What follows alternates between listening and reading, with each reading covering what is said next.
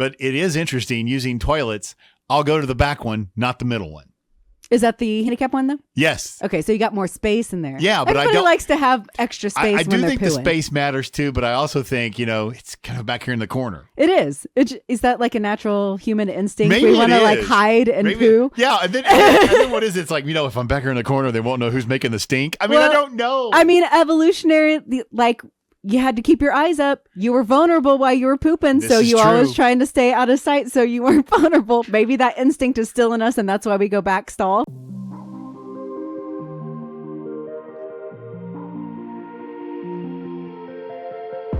Okay, so I got a quick question for you. Okay. How are you with some assembly required things? Like, do you avoid them? Are you okay Some with assembly, I'm okay with some assembly. I mean, it always takes longer than it's supposed to, and I probably will drill the holes in the wrong way. It's a whole situation, but depending on the item and the price for it, I'm not necessarily opposed to buying. What'd you buy? Well, I'll get to that here in a second, but are you one of those that reads the instructions fully, or you just kind of refer to them? I look at them regularly. I don't read them fully before I start. I go step at a time. Because I shouldn't have to read the full thing. I don't feel like, unless it warns you at the beginning, read this full thing. But it seems like step one, we start with step one. I'll look at that. That's how we do it. Okay. This past weekend, Janet and I built a rabbit house for my mother-in-law because she's got rabbits in her backyard, and we usually just start at step one and then follow them all the way through. That's how one would think that you could do this things. Really should have been, we should read all the way through, because when we put together the rabbit house, everything looked great until we got to where you were supposed to slide this one piece in, and the sliding pieces didn't match up because we didn't look at the instructions far enough down to see what we were doing. See, it shouldn't be like that. That seems like one of those gotcha quizzes they're like, okay, read the instructions from the beginning, and then they got you somewhere because it was like, then you don't have to do anything if you actually read the instructions. You shouldn't be doing that when you're actually buying a product. That's what I'm saying. That's like a teacher trap. And so the reason I bring that up is because we've had, that's really, it still works. So it's, because it's a rabbit house. It's not like we're going to lose any sleep over it. But it didn't go together like the instructions showed. So you did not start over from the beginning and make it correct? When we realized we were already it was almost done. Did you just decide they didn't need a fourth wall? We're just like, we're not putting that up. But here's the thing. Now, you've seen the fireplace that I put together at the lake. Uh-huh. It came together beautifully. It looks great. Yes. Did you do it one step at a time? Yes. Okay. But here's what's funny with that one. There's a spot on the fireplace that's actually supposed to have a door. The door didn't come with the packaging. Oh. Well, what are you supposed to do about that? So, you see what we did. We stuck books in there. We made it look like it's a little nook, but I didn't even notice that anything was missing. So there you go. And the main reason I brought this up too was because one of the first do-it-yourself projects or assembly required projects we did, you had to build upside down. It was an entertainment center. Uh-huh. And we kind of got into an argument about, was it flush or not? Was it supposed to be flush or not? Da-da-da-da-da-da-da-da. Well, okay, so upside down, it looked like it was, when you turned it right side up, it wasn't. Yeah, I had a similar situation with an entertainment center. That one will get you. I put all the screws in the wrong side and then didn't realize, like, oh, crap, I got to pull all these dowels out, all these screws. There's holes where they don't belong, but luckily it's going to be on the inside of the cabinet so people won't see it. It's a situation. I just wanted to get your take because I'm like, there are certain things that when you do this, you're like, you know what? It's serving its purpose. I'm not tearing it down and rebuilding it. No, but you should not have to read all the way through. No. You should be able to start. Now, if you said we didn't look at the instructions at all, that's on you, bro. Okay. But if you start at step one, you should be able to just follow the steps all the way through. I used to be that guy. I used to get the package. I'd see the picture and I'd think, I can build this. So I had enough mistakes that now I make my wife sit there and tell me, all right, what is the next step? That's a good lesson learned because, if you didn't look at the instructions and you put it together wrong, that is totally on you. Okay. Well, I'm glad we kind of are on the same page with that one. Okay. Well, since we're talking about putting things together, I'm always interested in like different kind of housing and stuff like that. They're making 3D printed homes. Yes, I know this. Have you seen them? Yes. They just, I guess, sold the first one in California. Built in just 24 days. Sold for $280K. Actually, that's not bad. It's pretty affordable, and actually, it reduces waste, keeping costs down, and they are fireproof and bulletproof. For real? Yes, they can withstand ballistic from handguns and machine guns as well. Dang. Fire, pest, and mold resistant. I don't see any bad things about this. They're saving money building things. It seems like they're going to be sturdy. And you may not know, so this may not be a fair question, but do they build them much like a normal 3D printer? It kind of just builds from the bottom up? I think so.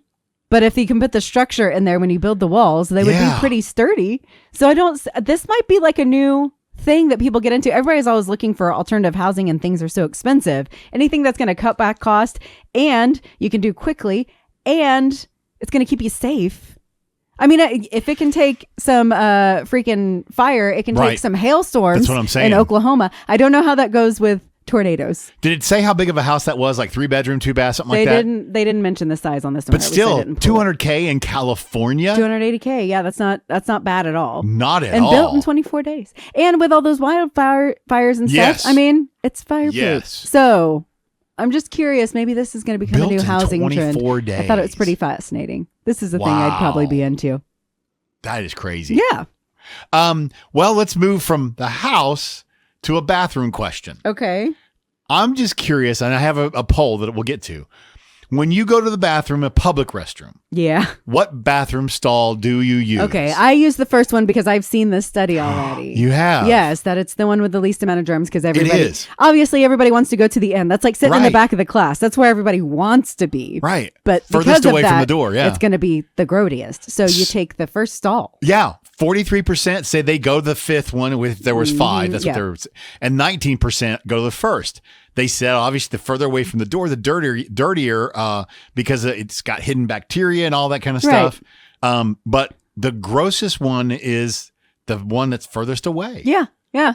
I can tell you in our bathrooms here in the studio, there's only 3 stalls in the women's restroom. The back one obviously gets used the most. You can tell because it has a cleaning product in it, so you can see which ones get used first throughout the day if you're in here early enough. So it goes, the back one gets used first, then the first one, and that middle one may not get used until mid-afternoon. So actually, you use the middle one? The middle one is the cleanest. Yes, I do use the middle one. Wow. Well, if I'm first in, I will use the back one because I know nobody else has used it first, but then I start using the middle one because it's always stays clean the longest. Well, for us here, for guys, we only have 1 urinal and then 2 toilets. So as far as using urinals, you don't have a choice. No. But it is interesting using toilets. I'll go to the back one, not the middle one. Is that the handicap one though? Yes. Okay, so you got more space in there. Yeah, but everybody likes to have extra space. I do think the pooing. space matters too, but I also think it's kind of back here in the corner. It is. Is that like a natural human instinct? Maybe we want to like hide and poo. Yeah, and then what is it? It's like if I'm back here in the corner, they won't know who's making the stink. I mean, I don't know. I mean, evolutionary, like. You had to keep your eyes up. You were vulnerable while you were pooping, so you always trying to stay out of sight so you weren't vulnerable. Maybe that instinct is still in us, and that's why we go back stall. We're trying to hide out. I just had to ask this because I'm like, I had to really stop and think. And if I use their scenario of 5 stalls, I don't go to the very back. You don't? Usually it'll be like 4? 2 or 3. Okay. Yeah, so somewhere in the middle. Going mid-stall. Yeah. I think mid-stall is still a pretty good choice. I think most people are going front or back. And people don't think about it as much. Do you think now that we know this, that we might change going to the first stall now? No, I started going to the first stall as soon as I saw that survey a couple years ago. I was like, all right, first stall. I think I may change this. Yeah. And good news, when you got to go real quick, you can just get in the first stall is the fastest option. So I hadn't thought of that. There you go. Everybody wins. All right. I have a totally different question for you, but it came up this weekend and we resolved it pretty quickly, but I want to know where you fall on this. How do you say the herb basil? Oh, I've always said it as basil. That's how we said it. Basil. Beth was calling it basil. Say that again. Basil. Basil? Basil. It's like the S instead of the Z. Basil instead of basil. I don't know that I've ever heard it said that way. Now, okay, because we did get into this over the weekend, it had to be Googled. And basil is correct. But with why? The Z? But why? Because it's an S. Because I was like, you know what, guys? She might be right. We may have been saying basil wrong this whole, and it's basil.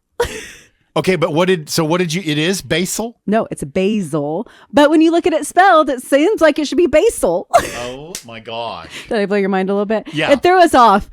basil is correct, but when you look at it phonetically, it definitely says basil. Yes. So I guess we won that one because we're saying it right. But Beth had a really good point, basil. And her sister said it like that too. So I'm guessing their whole family's been basil this whole time. And I just found this out. So that makes me want to ask you, is it Tony Basil or Tony Basil that's saying, hey, Mickey? I have said, wait, what have I said? That's what I'm saying. I think I said basil. I think I've always said Tony Basil, but I don't know that that's right. Wow. This is bad DJing. This is bad DJing. And okay, I do have to do some music news sometimes. And when I can't figure out the name, then you have to go find an interview where somebody introduces them. I've never done that with Tony Basil. Tony Basil.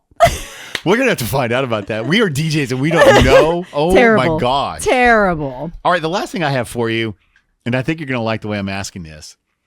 It's am I just too damn old? Okay. Or do I have a point? Can't wait. Okay. And I really do try to be a good person and a good neighbor. But neighborhood kids have spray painted my air conditioning unit. Yeah, okay, that's not cool. Spray painted my Herbie Kirby's. Continue to play in my yard. And when I mean in my yard, I don't mean, running through it and having fun. I get that. I mean making sandcastles and stuff out of the stuff I brought in for a walkway. And finding them in between the house.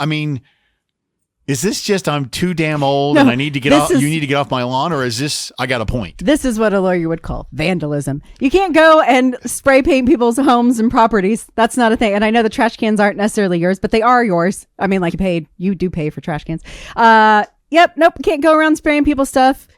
Disturbing their property. Like you said, it's one thing if you run through the lawn or something like that, you're throwing the football, maybe somebody's standing in your yard. That's a different thing than taking the things that you bought, like your mulch or whatever, and piling it in a thing. That's different. That's my property. I bought that. You're not just standing on my lawn. So no, I don't think you're being an old man. I think that's legitimately a thing to get irked at. There was a point where we caught them on the camera playing on our porch. And we literally had to ask them. Now, we didn't get mean about it. But can you go But to play please somewhere no else? longer play on our porch. I guess what I'm getting at here is, has society changed so much that there are people that think it's okay to just make somebody else's home your home? I don't think that's all of society. I don't think this is a common thing. Okay. I would be mortified. I would never. It was always terrifying when you accidentally kicked a ball in somebody's yard and you're like, oh crap, somebody's going to have to climb this fence. And then you do it as quickly as possible so hopefully nobody sees you. And now kids are just being blatant right out in front of your camera. They don't care anymore. No. What you need, here's your solution, Jeff. I've solved it. Remember the Sandlot?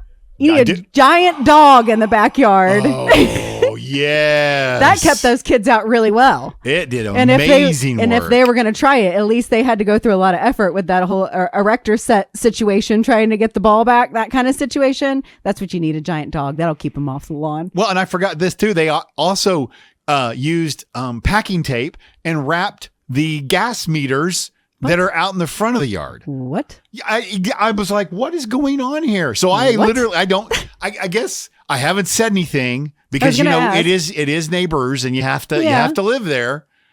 But I don't know I think it's fair to just ask the neighbor, hey, there's packing tape all over our meters. Do you have any idea how that happened? Because I saw the kids out here with some packing tape and I'm just curious.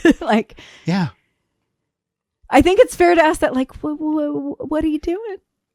It just, okay, because it does. The whole behind or between the houses and spray painting there's things. No need I'm for them why to are be we between your house unless you're retrieving a ball or something real quick and you're just climbing it, and that's a different thing. That's different. Just hanging out. Taping your meters? What the heck? I am just so glad because I really was afraid you were going to tell me I was just too damn old get off my lawn. And I'm glad that's not how this landed. I think when people spray paint your stuff, you can draw the line there. My question, did they do some good graffiti or they just... No. Oh, man. No, in fact, that's what made it even worse. It was just like silver paint. They just went with a straight line. At least tag it good.